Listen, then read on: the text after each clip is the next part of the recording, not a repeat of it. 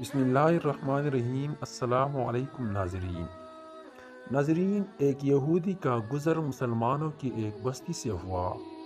اس کے دل میں ایک ترکیب آئی کہ کیوں نہ میں انہیں ان کے دین کے تعلق سے ان کی دلوں میں شکوک و شبہات پیدا کروں اور انہیں ان کے علماء سے بدظن کر دوں۔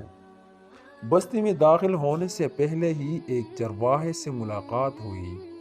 یہودی نے سوچا کہ کیوں نہ اسی جاہل سے اس کی ابتدا کی جائے اور اس چرواہے کے دل و دماغ میں اسلام کے خلاف شکوک و شبہات پیدا کیا جائے۔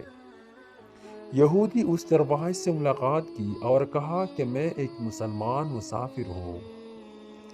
باتوں ہی باتوں میں یہودی کہنے لگا کہ ہم مسلمان قرآن مجید کو یاد کرنے کے لیے کتنی مشقت اٹھاتے ہیں، جبکہ یہ قرآن 30 اجزاء پر مشتمل ہے، لیکن قرآن میں بے شمار آیات متشابہ ہے جو ایک جیسی ہی ہے۔ بار بار دہرانے کی کیا ضرورت ہے؟ اگر متشابہات کو نکال دیا جائے تو قرآن اور بھی مختصر ہو جائے گا اور یاد کرنے میں بہت آسانی بھی ہو جائے گی۔ چرواہا اس کی بات غور سے سنتا رہا اور خاموش رہا۔ جب یہودی کی بات مکمل ہوئی تو چرواہے نے کہا کہ واہ، تمہارا خیال تو بہت اچھا ہے۔ یہودی دل ہی دل میں بہت خوش ہوا کہ یہ چرواہا میرے جال میں آ گیا ہے۔ پھر اچانک چرواہے نے کہا کہ میرا ایک سوال ہے۔ یہودی نے کہا پوچھنے تو صحیح، تم چاہتے ہو کہ قرآن میں جو متشابہات یا تکرار ہے اس کو نکال دینا چاہیے؟ ہاں بالکل، میرا یہی خیال ہے کہ جو آیات ایک مرتبہ سے زیادہ ہو اس کو قرآن سے خارج کر دیا جائے تو قرآن مختصر ہو جائے گا اور یاد کرنے میں آسانی بھی ہوگی۔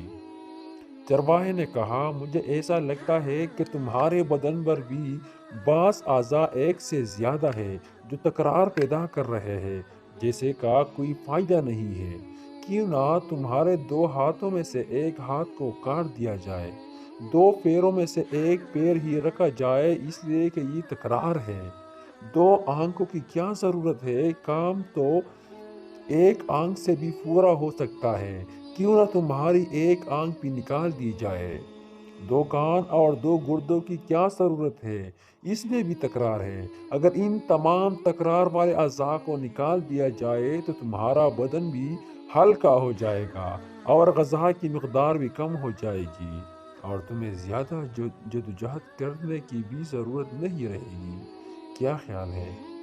یہودی اپنا سیاہ منہ لے کر فوراً اٹھ کھڑا ہوا اور اپنی راہ لی۔ زندگی بھر یہی سوچتا رہا کہ جب مسلمانوں کی چرواہے کی یہ فکر ہے تو ان کے علماء کے افکار کیسے ہوگی۔ ماشاءاللہ، جزاک اللہ۔